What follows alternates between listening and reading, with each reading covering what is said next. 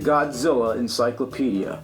Oh yeah, this one is pretty awesome. It goes all the way up to the Millennium Godzilla. Or actually, no, it stops right before that because this was right before that came out. So this is a book that I used to use when I would do a lot of research. So when I was doing the Godzilla-thon on Monster Madness, this was the book I was going by for the facts. So basically, this is just an encyclopedia on Godzilla, and you could look up anything. You can look up, the movies are all in here individually, and then a paleontologist's view of Godzilla, and then there's a whole thing about Godzilla as a parenting tool based on the son of Godzilla, and then there's monster profiles and stats and all kinds of stuff like that. There's the top 10 heaviest and top 10 tallest monsters. There's posters from all the movies. So if you're a Godzilla fan, you should have this. And this is the Vampire Encyclopedia. Look how thick this is. This is overkill, really. Like, if you're a vampire fan, if you can't get enough of vampires, then you gotta check this out, because this has got everything. Like, anything you want to look up about vampires is in here. Like Dark Shadows TV series, any Dracula and Frankenstein in fiction, role-playing games, vampires in India. You could look up crucifix. You could look up holy water. Anything about vampires. It's so in depth. One thing I really like is that when you flip through it, it looks like the bat is flying. I've always liked that. It's the only book I've ever seen, the only source ever that mentions a Dracula film from 1920, a Russian Dracula film, which would have been the first Dracula movie ever made. There's also a 1921 Hungarian Dracula movie called Dracula's Death. It lists it in here as just Dracula, but that's the earliest that I've found real sources for. I found other sources for that one, but this one from 1920, never heard of it anywhere else besides this book, so that's always been a mystery to me.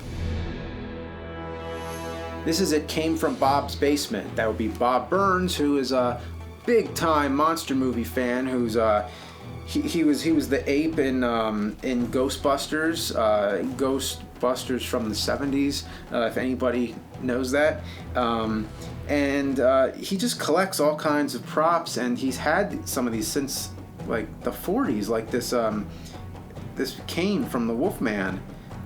So he's been preserving this stuff for a long time, and he also has the King Kong armature. It's the last surviving armature of King Kong from the original 1933 movie. So he's preserved a lot of this stuff, and even newer horror movies too, like American Werewolf in London and Aliens. He has a lot of the alien props. And this book is the greatest compilation of pictures I've ever seen of these things. And it's really interesting when you see these props in their current state and see that a lot of these have survived pretty well. They've actually lasted. He has the time machine, which is really awesome. Going with the theme of horror movie collections, here we have a very tasteful cover. It's just a classy looking old book. Too Much Horror Business, the Kirk Hammett collection. Kirk Hammett, lead guitar player from Metallica, huge horror movie fan, and you can see that he has filled his house with all kinds of really interesting things. It must be one of the biggest horror collections ever, aside from what Forey Ackerman had and Bob Burns.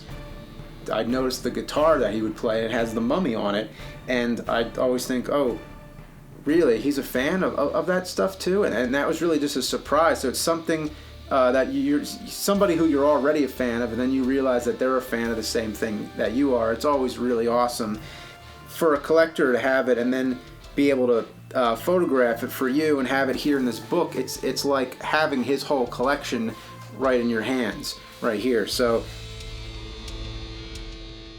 then we have a book by John Landis, the director of American Werewolf in London, Blues Brothers, all kinds of great movies. This is called Monsters in the Movies. This is another one that's really fun to flip through. I mean, you can't go wrong. Every page is just filled completely with pictures. I really love this page here that opens up to just, it shows every time a monster carried off a girl, which was a really big cliche in old monster movies. It's very much like just a big ass magazine, basically. And there's interviews in here with other directors like David Cronenberg, special effects man Rick Baker. So a lot of really great stuff in here. Then I have a pretty decent stash of monster magazines. I love monster magazines, but the thing is, it's so infinite because they've been around longer than I've been alive.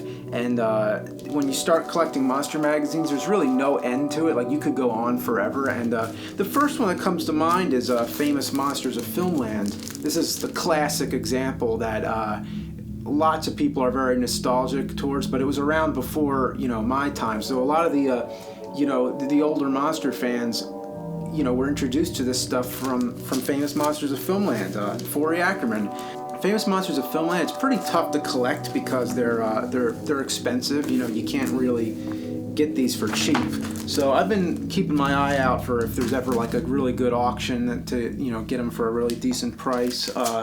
Lately there's been a revival of it, so they've been still going, but they're really awesome. I don't know what else to say about them because you just flip through one of these and it's just amazing. One of the coolest things is when you find the ads. Like somewhere in one of them, there's an ad for you could order a live monkey. A live monkey would come through the mail. P.O. box address too. So yeah, I don't know. It's weird stuff. It was a different time back then. Also, there's Shadowland magazine. Highly recommend this. Shadowland magazine is one of the newer magazines these days, which is really awesome. They talk about video games and comics, whatever. Like they cover just about everything. And actually, what's really cool is this one here, number 5. I'm in this one. There is an interview with me, so it's pretty cool to be in a monster magazine. Also, we got Undying Monsters right here. A bunch of other ones. Lots of stuff in here. Definitely recommend Undying Monsters, and then there's a lot of these old ones that have, like Monster Madness. There's actually one called Monster Madness. Some of these are comics, actually. Not all these are magazines, but really interesting stuff. I mean, it's just fascinating, like how much of this stuff you could find if you dig deep. So with monster magazines, you could go on forever.